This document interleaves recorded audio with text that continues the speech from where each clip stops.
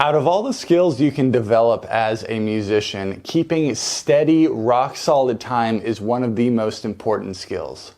Regardless of what instrument you play, developing a steady sense of pulse is going to help you play with other musicians and easily be able to fit in any style of music. Especially from a drummer's standpoint, it is our job to be able to keep rock-solid time. Especially in today's modern age of recording and using backing tracks and click tracks during live performances, it is very crucial that you are able to play along with a metronome, but also be able to keep solid time on your own. Everything nowadays is so quantized and even that you really need to be able to demonstrate even subdivisions in whatever style of music that you're playing. Now, yes, I fully understand the criticisms of playing to a metronome too much. I know some people are afraid that it's going to make your feel sound stale, or you're not going to be able to play on top of the beat or play behind the beat depending on what style of music you're playing. And to those criticisms, I pretty much say, you really don't know how to push or pull time if you have no frame of reference of what steady time is supposed to feel like. My name is Taylor Edwards. I'm a percussionist and music educator based in Washington State. Thank you so much for checking out my channel today. Now let's get into this lesson.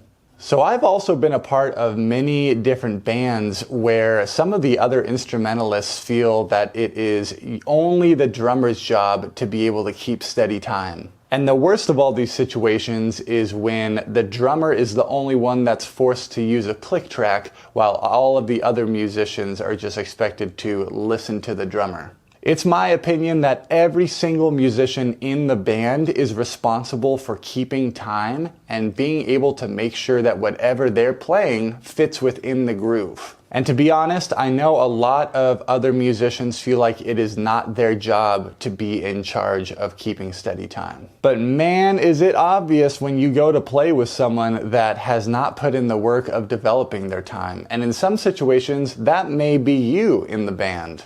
Playing along with a metronome can seem boring to some people. I myself actually find it almost very therapeutic, and I really enjoy kind of checking in with where I'm rushing or where I'm dragging and being able to self-analyze my playing.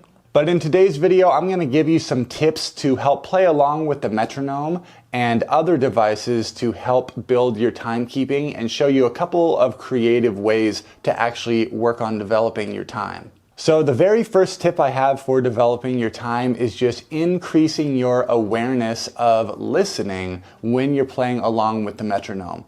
I'm going to start by just putting the metronome on all of the quarter notes and play at a medium tempo here of 100 beats per minute. And I'm going to kind of demonstrate what it sounds like when I'm playing along with the metronome, but not truly listening and really focusing on making sure the sound that I am producing is completely on top of the click.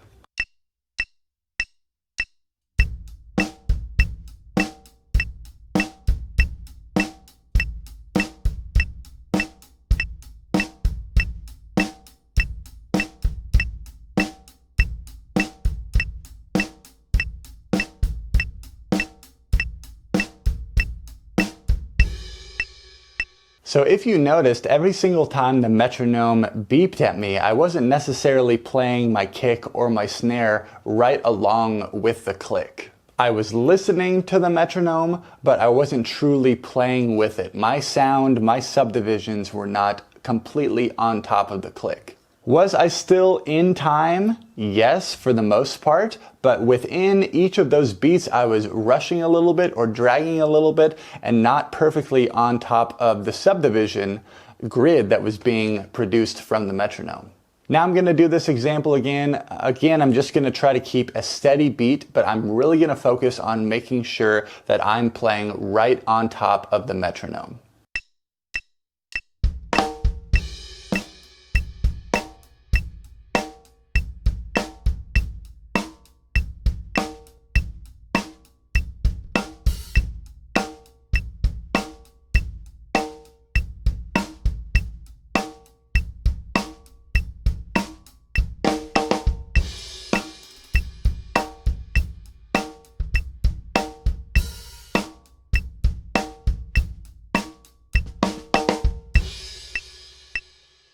Now in these examples, I'm just demonstrating a very simple groove, and I feel that it's very important if your main goal is to develop your time within your practice session.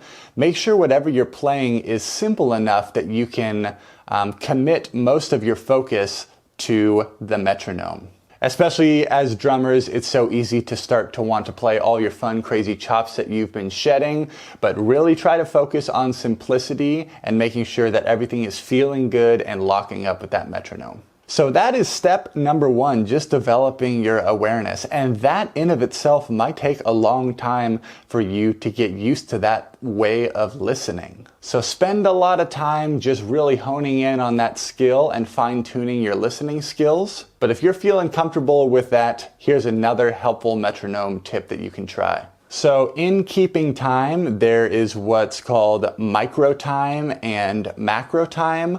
Both of these types of time contribute to your overall feel and your ability to keep a steady groove and steady time. Micro time refers to all of the subdivisions that are the space between the main beats.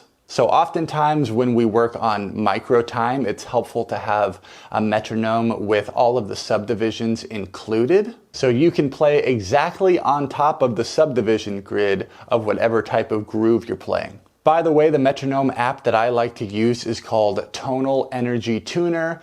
There's so many great things that you can do with this metronome app, and I highly recommend it. So let's say I want to work on a 16th note type of groove. I can set my metronome to a 16th note subdivision, slow down the tempo a little bit from the previous example, and play along with this.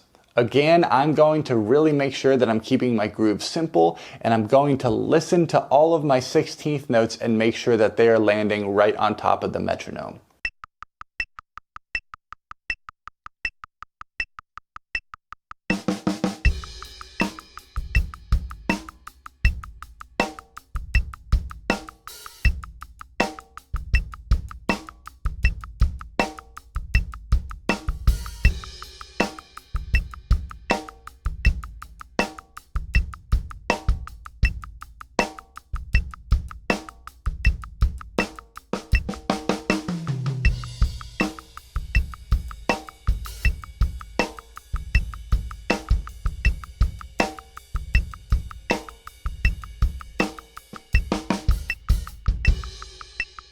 Now that absolutely is a great way to practice, but the metronome is still doing the majority of the heavy lifting for you. So this is where it's kind of fun when you're developing your micro time to shift the metronome to an offbeat and have you be responsible for creating the downbeats. So if I were to take that same tempo of 80 beats per minute, I'm going to put my metronome on quarter notes, but I'm going to pretend that the click of the metronome is representing every and count, or the upbeats. 1 E and a 2 E and a 3 E and a 4 E and a 1 and 2 and 3 and 4 and.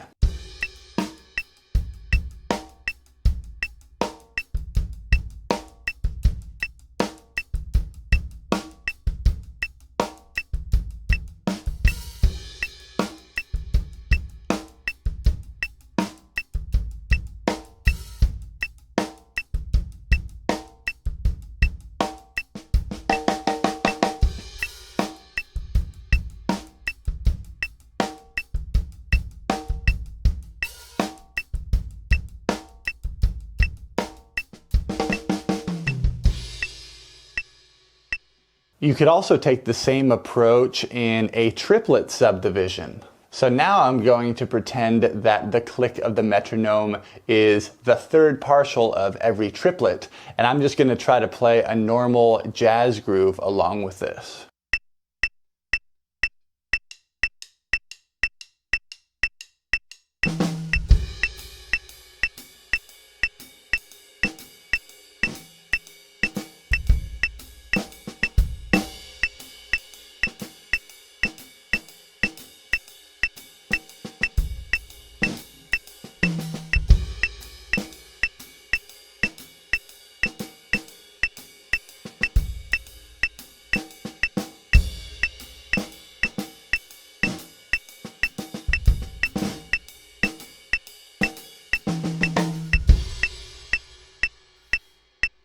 Another variation of this, which is very, very challenging for me, is putting the metronome on the E's and the U's. So I'm going to go back to a 16th note subdivision of groove.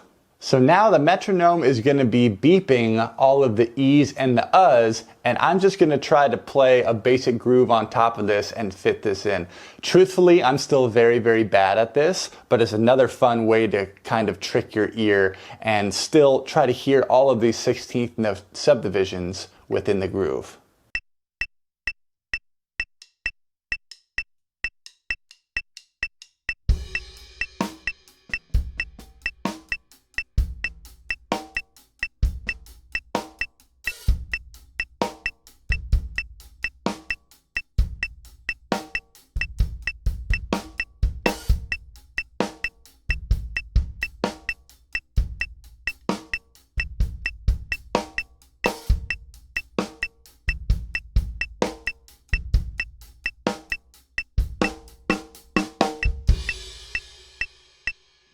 So already you have tons of ways that you can work on your micro time within those exercises.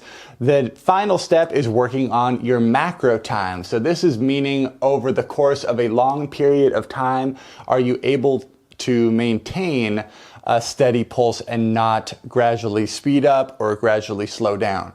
In theory, if your micro time is good, your macro time should be good as well, but this is not always the case. So back to the metronome. I'm going to have the click only appear on the downbeat of the measure, on beat 1. So beats 2, 3, and 4 are going to be silent. I'm going to try to play some basic grooves and fills and see, am I fluctuating from where beat 1 is of every measure.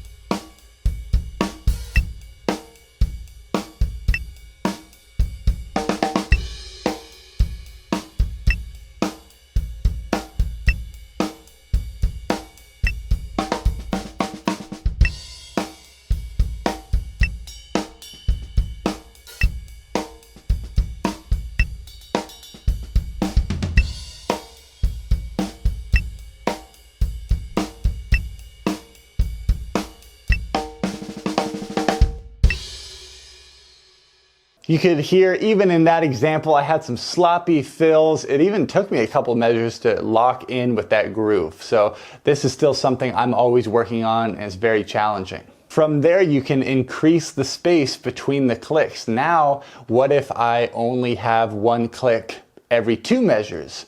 So beat 1 of every 2 measures, I'm gonna get a reference from the metronome. This might be pretty rough.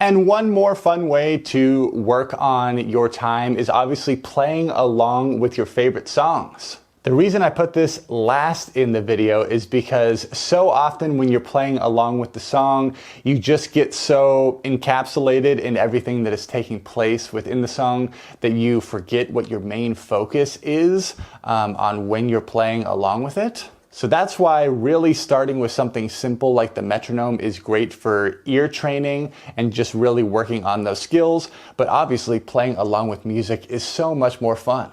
So find some tunes in different styles and different tempos to help you work on your time and lock in with the groove of that drummer. I hope you all found this video helpful and enjoyable. If you did, make sure to like, comment, and subscribe. Thank you everyone so much for watching. Happy practicing, and I'll see you in the next video.